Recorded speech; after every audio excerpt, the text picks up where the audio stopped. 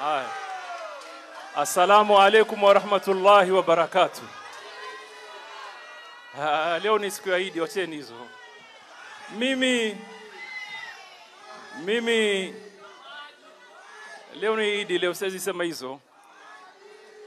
Mimi nataka kwanza tuelewane kitu kimoja.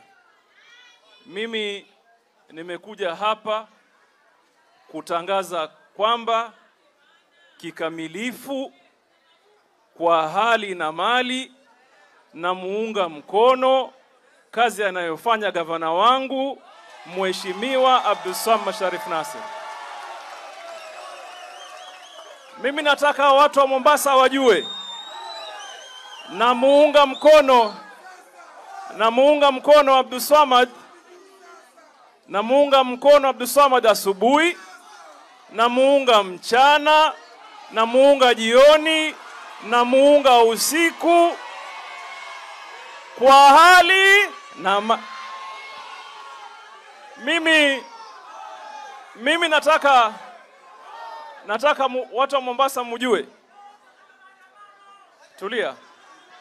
Hiyo nitasema baadaye. Sasa hii governor ni Eid Baraza, sio?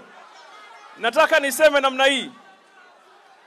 Abdulswamad Sharif Nassir na viongozi wote walioko hapa, wabunge walioko hapa, mimi kama gavana mstaafu nimekuja kuambia na waunga mkono.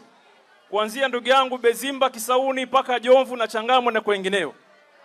Sina haja ya kuendelea na of course Mvita ni kijana yangu Machele. Sina haja ya kusema mingi leo. Wakati wangu utafika, nitasema na kitaeleweka. Mungu awabariki.